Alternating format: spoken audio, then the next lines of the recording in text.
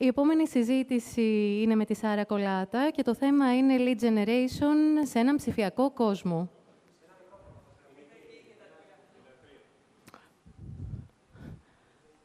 I have 3 of them. There you go. You're welcome.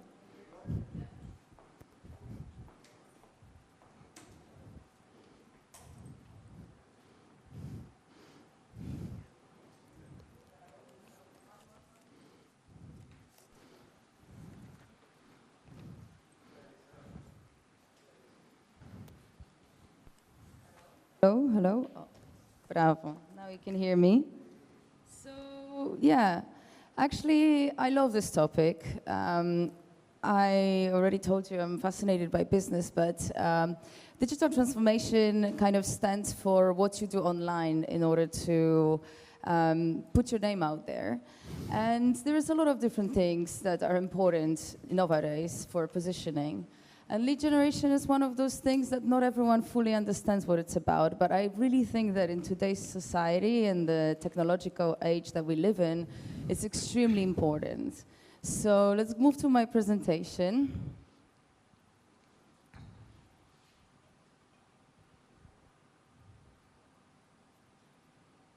Which, even though I'm talking about lead generation, I titled How to Get Better Clients and Better Projects. And it's really quite a strong title, let's just say, because you can't answer that with just one advice. But we will deep dive into digital transformation secrets, and I really hope to light some light bulbs in your head about this. But when we really look at this topic, how to get better clients and better projects, we have to give ourselves an opportunity of a choice. That's the most important thing.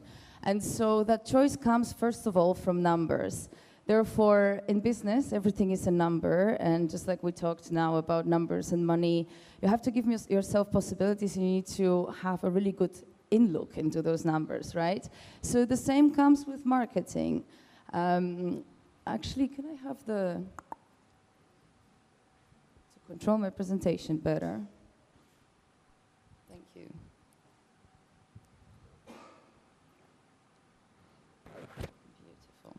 Awesome. So, what is lead generation, and why should you care about it? I am really as brave as to say that if you get lead generation right, you have 50% of success. And lead generation is really nothing more but bringing in those numbers into your business. In the past, we did that through word of mouth. You know, there's a lot of different methods that are known to us about how to acquire clients.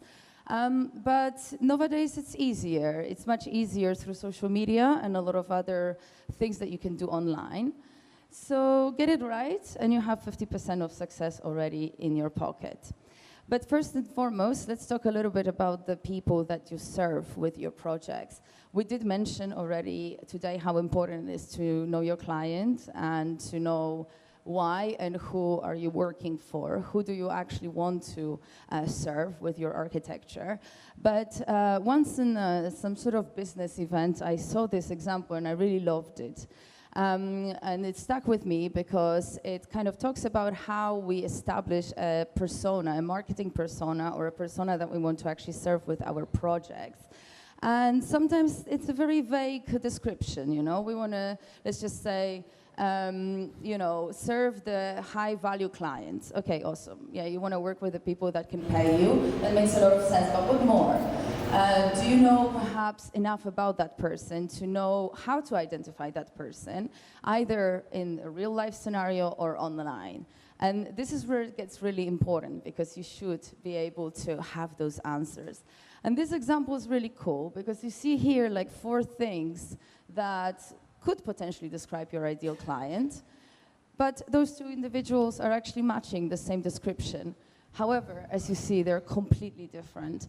And potentially with one of them or another, you might have a more joyous working experience, whichever suits your personality more. Or perhaps neither of them would be your ideal client. So therefore, what's really important, especially now as we live in digital transformation age, is to be able to go really beyond the surface of asking yourself, who is the person I want to work with? Because either you're looking for clients geographically, let's just say you want to start developing a better relationship with a certain group of people in Athens, in Greece, or maybe going internationally. First and foremost, you want to ask yourself, who is the person I want to work with and where do I find them? And so therefore, it's very important that you start identifying the depth of a personality a little bit more and to define that experience of an ideal customer profile that you want to attract. Going back to lead generation, why does it matter? Lead generation, somehow I would describe it as a bridge, a connection, a funnel. And this is really what you have to begin to do for your brand if you want to attract more people. But what exactly are you connecting? So what you're connecting is all those people that you don't know really exactly, you don't have a control over who they are or how you will collaborate with. You just know that you have an outreach to them. There's a, let's just say it's a following on social media. People that see your website, that see your brand online, and then there is a certain activity through that connection, the communication that you want to establish with your business, with your brand, in order to convert them to customers. And this is really the connectivity that we're talking about, and that's what lead generation is. Lead generation has a lot to do with building awareness about your brand. It's about educating your community, but on the back end as well, and the conscious kind of approach to it for you should be, can I somehow see whether those people are serious about working with me, and if they are my ideal clients, would they pay me, and would they pay me what I want to be paid for my projects? Would they appreciate my projects? And all of this you can now do online. And so there are certain activities you can take in the front end, which is essentially how do you engage the audience with your website, with your brand, with your message, your communication strategy, in order to start not only educating them, but slowly qualifying them to potentially be your customers. So what are those things? Of course, first of all, social media. Social media, Instagram, you know, a Facebook page perhaps, certainly a website. There are different activities that you can do, like putting yourself out on conferences, lectures, events where you meet new people, they hear something about you, and then they have a possibility to potentially either decide to follow you or check out your services already on the website. Other things you can do, write books. If you publish them, they will be available in bookstores. Someone can pick up that book, read it, and find out about you in that in that way. And then, of course, public relations, publications, radio, TV, anything else that you can do to get your brand out there, regular branding. All of this is on the front end. But what happens on the back end is something that you have to ask yourself, is really the buying cycle of a typical architecture client, which, you know, in many ways, it's not like buying seasonal shoes. It's not like autumn comes and they decide, oh, I'm just going to build a house. A lot of times it relates to a moment in their lifetime that perhaps somehow, you know, influenced either taking a mortgage, getting married, you know, maybe getting divorced, wanting to downsize, upsize. And the same with corporate clients, like developers. They will either be prone to loans and then invest in architecture, or it's also a cycle of their decision making that you should tap into and understand. And now, one of the main things that we want to ask ourselves is, how do you make these people remember about you? So how do you do that? Suspense. Oh, I should be posting it here. Capture their email. It's just as simple as that. And one of the reasons why you want to make that happen is, of course, because you want to make sure that you have an influence onto the different moments in their life that perhaps they might be looking for an architect. So are you there for them, and are they available to you, exposed to your message perhaps? So how can you do it? I'll give you a very practical example. Simone's website, which me and my team helped actually boost, I would say, towards lead generation. First and foremost, what we did is we put a Get in Touch button, which is something that we call above fold on her website. Just as you load the website, first thing, this appears. So if you were thinking to get in touch, the website is already prompting you to send a message. And then there is also a chat widget. So if you wanted to ask a question or anything like this, you can fill in the form, and Simone is going to get a text message with that person writing. Other things that you can do is have a newsletter pop-up. It's simply just a pop-up widget that you install on the website so that when someone visits your website, they can fill in the form or, again, subscribe to your newsletter. We already mentioned the above-fold call to action, a chat widget, but also appointment booking. If someone is already interested to have a conversation with you or to meet you, give them this possibility straight away. They don't have to fill in only the contact form and send you an email. Perhaps they can already book in a calendar appointment with you and have a conversation about potentially collaborating. So all those things, they're really easy to install on your website, whether you have a website with WordPress or whatever. But the point of all of this is really multiply opportunities of how you can convert people that follow you on Instagram, for example, or that come across your work in any possible shape or form, which is the front-end activities that we mentioned in the beginning, to a way in which you can actually own their email and contact them at any point. Which gives you more control over the communication strategy that you will have with your customers. And so nowadays you can automate it all, and it can actually be linked to your mobile so that when someone texts you or calls you or fills in a chat widget, whatever, you just get a notification through a CRM system. And most of the CRM systems nowadays do that. So I'm not going to be promoting any particular products. I'm just saying it's something worth looking into, the automation side of things. Okay, great. So let's just say you did that and you start gathering the contacts. And what's next? And this is where the newsletter comes in place, or a more solid communication strategy with your client. And what it really gives you is an opportunity to build trust, to tell something about yourself, to tell a story. Storytelling is a very powerful tool because we want to be approachable, we want to be human, but we also want to communicate what we can do for people. So you want to make sure that you, first of all, remember about their buying cycle. If they're not in their buying decision today, they might be in a year. So how do you make sure that you stay in touch with them? Of course, through being in touch, sending a newsletter. So it's something I think that is very important for architecture practices to nourish nowadays, and it can be an incredibly, like a tremendous tool for telling your story and getting people to remember you, to trust you, to know how to get in touch with you if they wanted to, if they were interested, for example. Also, that they know exactly what you can do for them. Because sometimes your portfolio doesn't necessarily communicate whether or not a specific project is something that you want to keep working on or you want to attract. So working on your communication and marketing in this way can really help. And then, of course, to know if you are the best fit with this customer. And, of course, be honest. Something that I come across really often, and I ask potential clients and people I meet through different walks of life, how do you keep in touch with your customers or potential customers? And a lot of people tell me WhatsApp. And I cannot believe it. I mean, if you have, I don't know, an event you go to and you meet 20 people, out of which potentially, I don't know, 1 or 2 within the next few years can become your client, how are you going to remember to WhatsApp them, I don't know, in 6 months' time? I mean, it's impossible. So ditch that and start believing more in automation and technology, because it can really do wonders for you. And unfortunately, it's a big mistake that people are making in architecture. So what matters? First of all, what matters is to nourish your audience.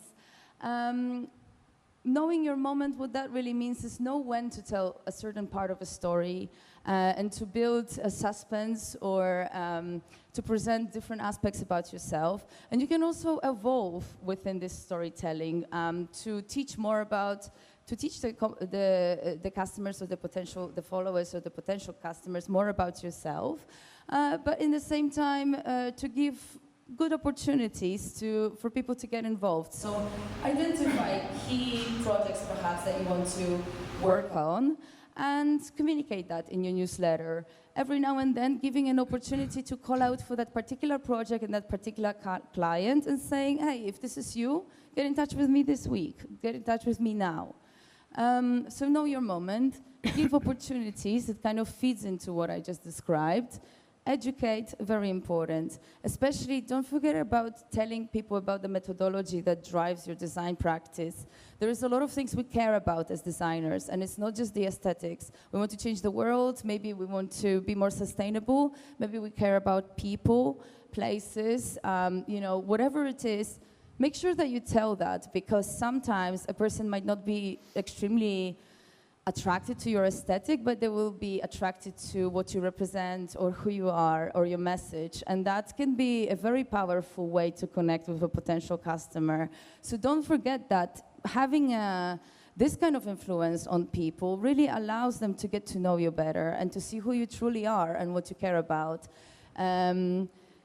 Make sure that you tell them how to work with you, whether it's booking a call with you or coming into the office. You can invite them to do that too. But just make sure you say it, because sometimes people are just too timid, and if they are not called to do something, they'll just read it and they'll never engage with your message.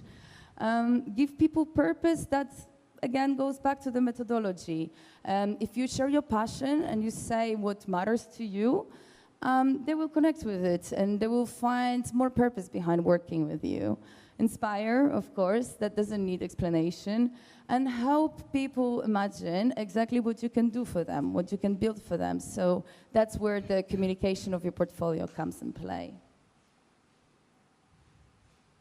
So nice, that's all great, but I'm sure, and maybe you had this experience, or you have known of an experience of building a website and then out of a sudden there is no one visiting this website, and it just sort of wanders around in this universe of websites, but actually there is no traffic, what we call in marketing, but actually visitors on your website. So it's true, I don't want to leave this presentation without saying that you need to do some promotion, and you need to make sure that you target the right type of audience, and you don't just leave your website standing there. Because if you start a business and you build a website, it's not everything. And your numbers potentially say a lot about how many people visit your website.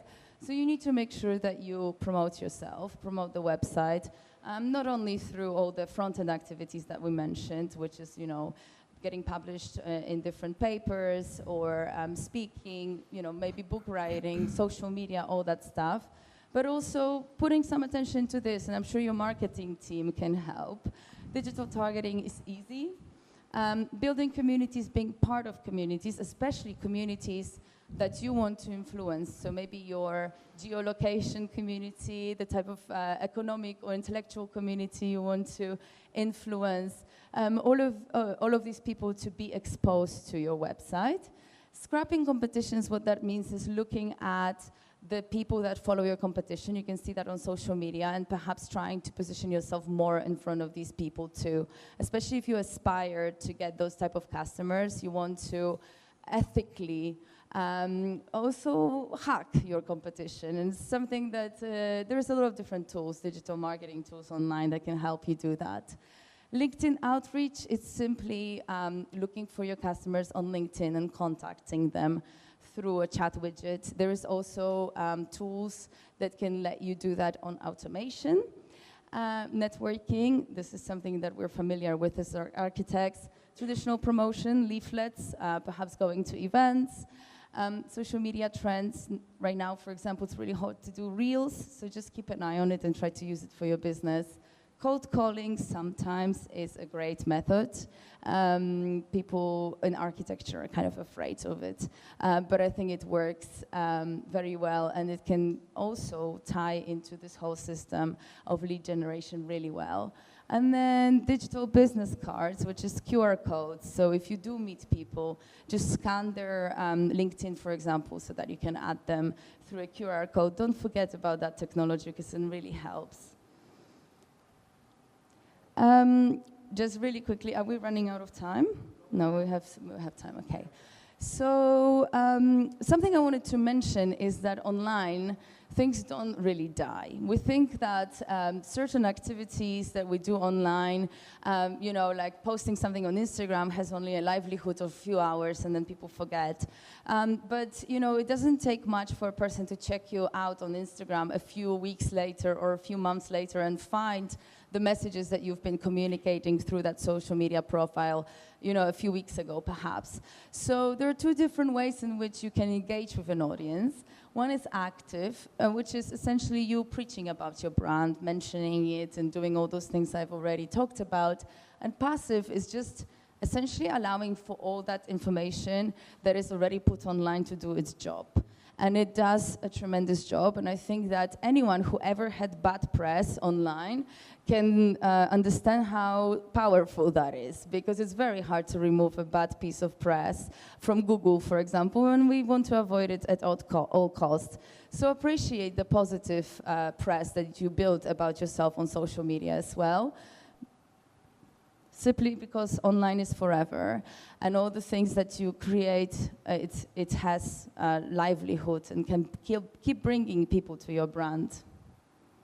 So going back to this, you now can better understand what it means to lead generate, and it's essentially a really big connectivity point where you bring in people that don't know anything about your brand, and you create brand ambassadors out of them, or clients. And you can do that through all those different means, and that is your social media and your email marketing, essentially. So just to summarize, how do you do it? You do need a great CRM. You need to automate your efforts. Don't shy away from automation. Regular content is very important, especially on social media. Having a follow-up strategy, so if someone does send you a message, emails you, books an appointment or whatever, know what you're gonna do after that, you know? Maybe you'll have an initial conversation, but then you want to make sure that you follow up with this person. How do you do that? I'm sure you have systems already in your practice, but it's really good to put all the team on this, especially people that are dealing with customers, potential customers, so your sales team, partners, that you all have one system you follow.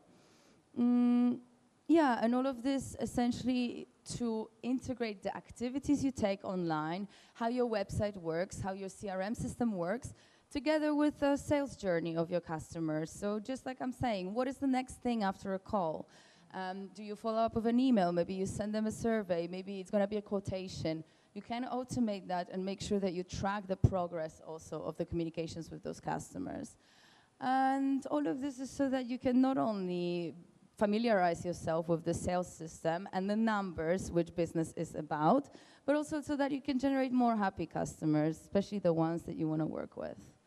Thank you.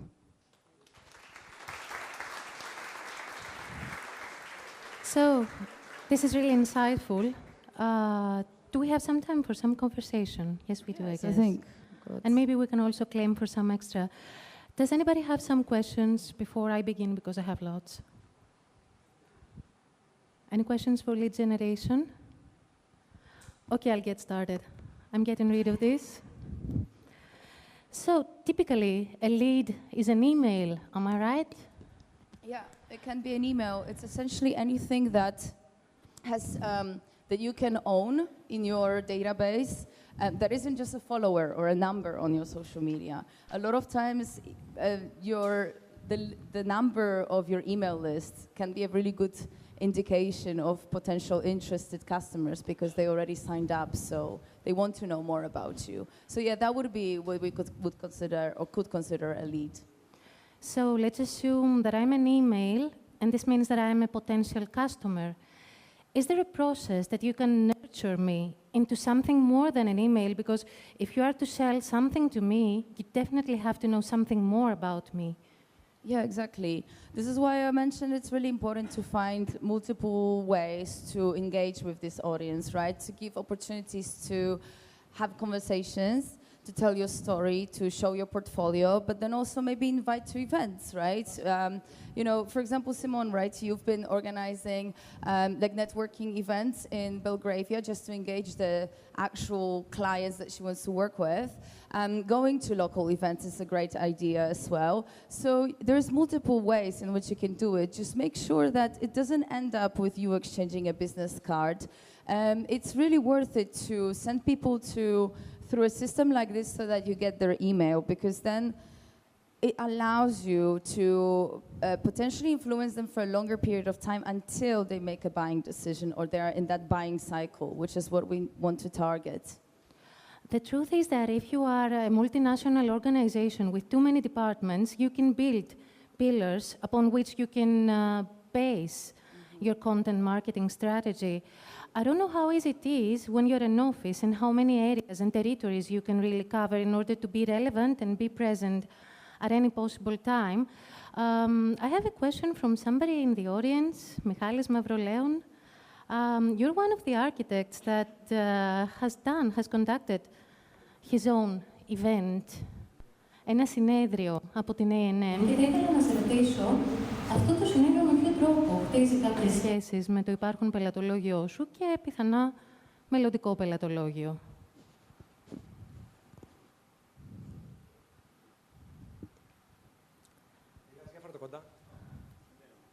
Δεν, οκ.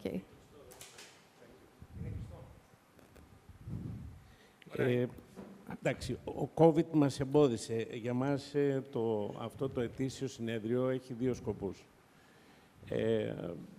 Πρώτον, έχει να βρεθούμε όλοι μαζί κάτω από μία στέγη και να ακούσουμε πολύ ενδιαφέρουσες ομιλίες και παρουσιάσεις, οι οποίες μπορεί να είναι και από τον ανταγωνισμό. Έχουμε προσκαλέσει πολλές φορές άτομα από τον ανταγωνισμό μας. Παράλληλα, έχει και την ευκαιρία να βραβεύσουμε για προσπάθειες που έχουν κάνει τα παιδιά του γραφείου μας μέσα στο προηγούμενο χρόνο και δίνουμε, ας πούμε, τις βραβεύσεις αυτές που θεωρούμε απαραίτητες. Έχουμε 3 βραβεία το χρόνο, κάθε χρόνο δηλαδή. Και φέτος δεν τα καταφέραμε, όπως και πέρυσι, να το κάνουμε λόγω του COVID. Επειδή του χρόνου γιορτάζουμε τα 40 μας χρόνια, σχεδιάζουμε κάτι λίγο πιο grande. Μέσα βέβαια στα επιτρεπόμενα, έτσι. Και εφόσον οι προϋπολογισμοί που λέγαμε προηγούμενα το επιτρέπουν, έτσι. Λοιπόν, θεωρώ λοιπόν ότι αυτό καταφέρνει να φέρνει την ομάδα μας κοντά, έτσι, και τα παιδιά να κάνουν bonding μεταξύ τους και ταυτόχρονα να έχουμε μια γιορτή από όπου βραβεύουμε και επίσης βραβεύουμε και αυτούς που έχουν κόψει το κάπνισμα, γιατί είμαστε γενικώς φανατικοί κατά του καπνίσματος, συγγνώμη για τους καπνιστές, και βραβεύουμε και χρηματικά, αλλά και με τιμή, ας πούμε, αυτά τα παιδιά που για 6 μήνες τουλάχιστον, έτσι, πριν από τη γιορτή, έχουν κόψει το κάπνισμα. Θέλω να ελπίζω ότι αν ήμουν στην ομάδα σου θα έβρισκες κάποιον άλλο λόγο για να με βραβεύσεις. Σε ευχαριστώ πολύ, Μιχάλη. Sarah, taking as a basis what Michali said, I suppose that content marketing could be addressed to several audiences. Like, for example, we all think that our customers are our clients.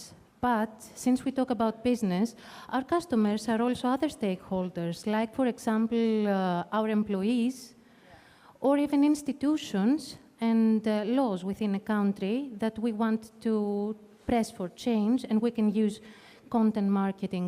Have you seen the potential of growing this model for multiple stakeholders, customers, let's call them, and not just clients?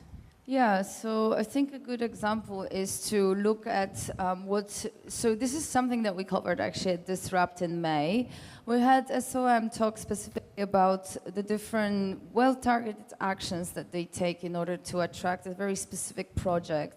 And so they might have a situation where maybe they have never built any airport. They know that they can do it and that they have some public projects that can back up an idea of creating a public project like this, but they don't have a specific part or project like this in their portfolio. So the way that they do it is through content marketing and essentially leading with expertise, talking about envisioning a reality where perhaps a solution like that was to come into the city, and how would they do it with visuals, with projects, with description in the article, and then really positioning that type of press strategically in order to target the right stakeholders, in which case it could be clients, but it could also be people that are mingling with clients or somehow involved in the decision-making of delivering a big project like this. And a lot of times that activity will take months. It can be anywhere between 6 to 12 months of building and warming up the audience and telling a story before they land a project like this. So I think that it's true, you can have social media with following from all over the world, but we're specifically talking about what you want to achieve. And if you want to have a very well-targeted action that will get you the results you want, you have to do it intentionally. From the very beginning, you have to do everything intentionally. And of course, it's a sea of a topic. I mean, we would have to get into software to discuss it properly. But there are activities that you can certainly put in place in order to make sure that if you put your message out there, whether it's through a publication or any other form, the minimum you get is the email address of people so that you can nourish them further on in the future. That's like the basic little secret of digital transformation that can make a big difference for you. And unfortunately, even though we live in a technological age, there is big businesses that don't use this method. And, you know, you might even have magazines that don't have a big mailing list, you know? So even though the readership is there, they're not doing this. And that happens everywhere, in big cities, in smaller places, especially with architects. So I think looking into this and being intentional is the key. Thank you very much, Sarah. Any last questions for Sarah before we proceed? Awesome. Thank you so much. I'll have more. We'll take it outside. Thank you very much.